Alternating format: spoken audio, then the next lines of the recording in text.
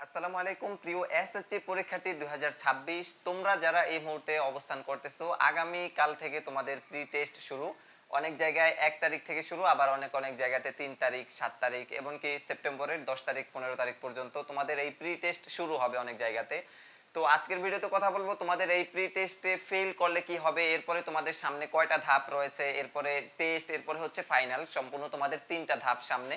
মোট কথা তোমাদের আগামী সেপ্টেম্বরের মধ্যে দেশের সকল স্কুলগুলোতে, এরপরে দাখিল মাদ্রাসাগুলোতে কিন্তু এসএসসির এই প্রি টেস্ট এটা শুরু হয়ে যাবে।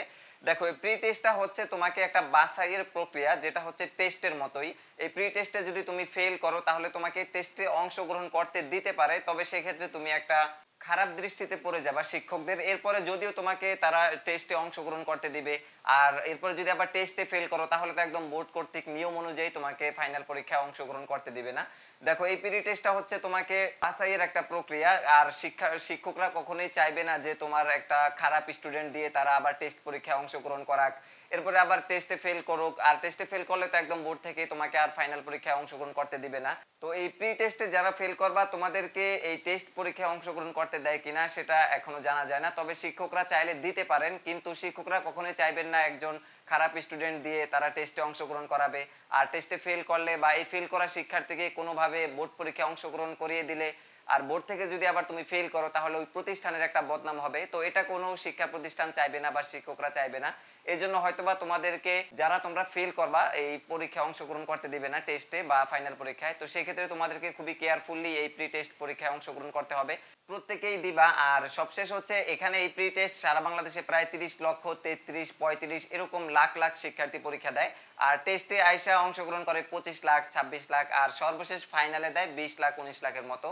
তো এই যে 35 লাখ, 37 লাখ শিক্ষার্থীর মধ্য থেকে শেষে আইসা টিকে তোমার 20 লাখ, 19 লাখের মতো।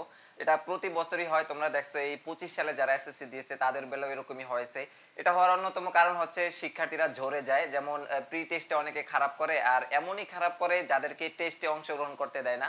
এরপর আবার টেস্টে ফেল করলে তো এবছর থেকে তোমরা জানো নতুন নিয়ম করছে শিক্ষা বোর্ড থেকে, যে যারা যারা টেস্টে উত্তীর্ণ হতে না পারবে তাদেরকে বোর্ড এক্সাম দিতে দেওয়া হবে না। আর যদি কেউ বোর্ড এক্সামের জন্য আবেদন করে, অর্থাৎ কোনো প্রতিষ্ঠান থেকে টেস্টের শিক্ষার্থীরা ফেল করছে এরকম শিক্ষার্থীর জন্য যদি বোর্ড পরীক্ষা দেওয়ার জন্য আবেদন করা হয়, তাহলে তার আবেদনও গ্রহণ করা হবে না।